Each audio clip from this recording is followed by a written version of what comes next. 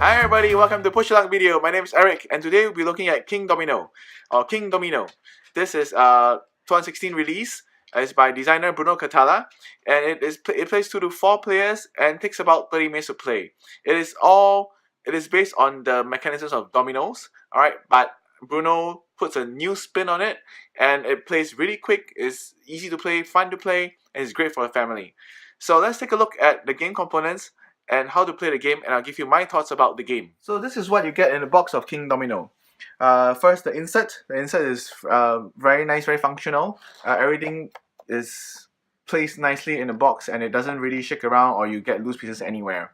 Next, you get all these nice cardboard tiles which kind of supposed to resemble dominoes, alright? So they're nice and thick, right? With a matte finish as well. And also you get these little castles. Alright, so you need to assemble them, alright, but it's very easy to assemble, nothing to it. And then you get these meeples as well. Oops, dropped my meeple. So you get these meeples as well, right? Which will is for you to use to bid on tiles.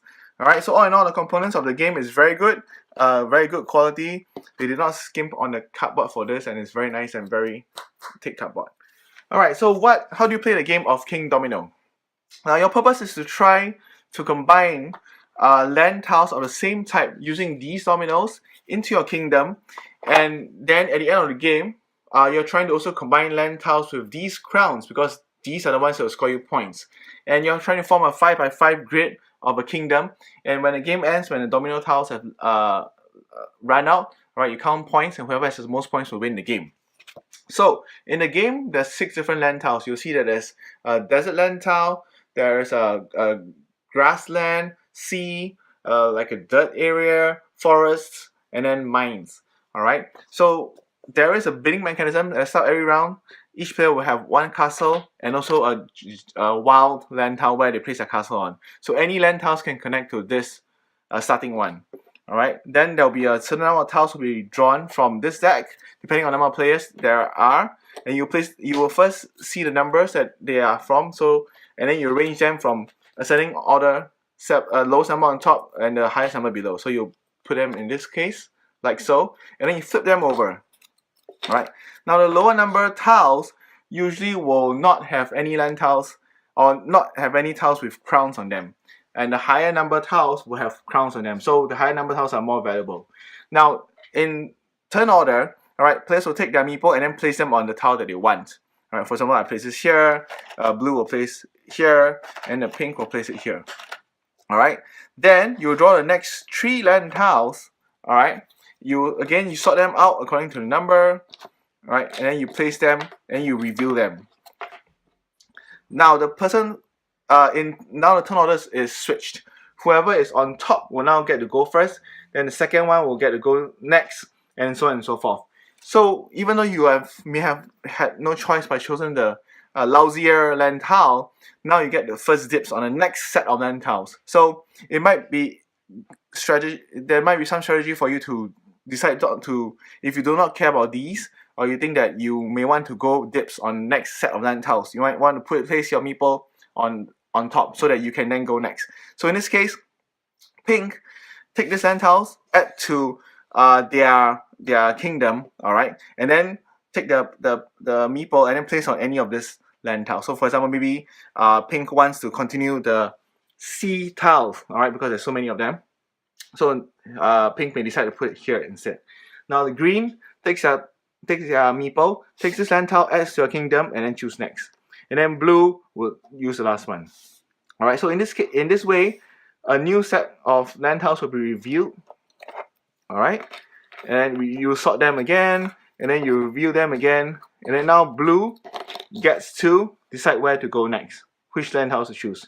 So you keep doing this until all of you have the number of tiles have been finished, everybody has gotten tiles, and then we will count the points. So points is depending on how many of the connected land tiles of the same type are together plus the number of crowns. So for example, in this case, if this is connected together, alright, so it's 2 times 4.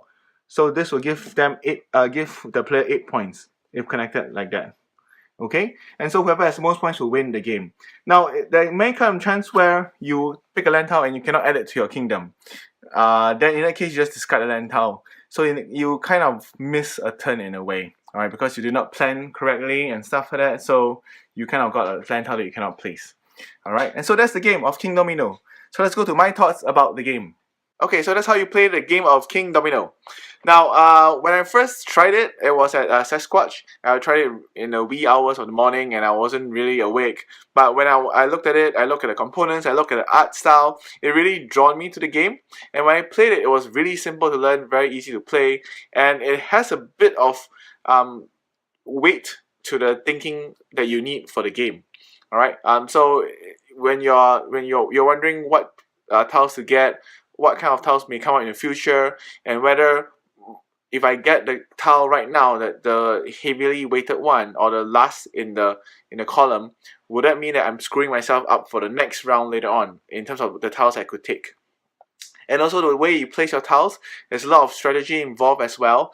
Do you want to leave space for the future tiles so that you can then chain up that fields, so you can get a lot of fields and a lot of stars at the same time? Or do you want to cut your losses and start to lay the rock tile so that you can then score points for that as well? Right, so it is a strategy of whether you want to focus just on one land type and give you a lot of points for that, or you want to minimize your risk and then just go for a diversity in the different land tiles. If you're playing it as a heavy gamer or heavier gamer, you will still get to enjoy the game. I would recommend the variants where if you keep your castle right in the middle, you get a certain amount of points, and especially the variant where if you have a complete 5x5 grid with no holes, then you get extra points. I think that variants will help to make the game feel less casual and there's a bit more planning, a bit more strategy involved. So for Kingdomino, I definitely recommend it. It's fun. It was a surprise for me. For 2016, it was a very fun game, and I definitely recommend you to check it out especially if you like games that are quick, good for family, with great art. Alright, so this is Kingdomino. I recommend it. Thank you so much, Pegasus Spiele, for sending me a review copy of the game, and thank you for watching.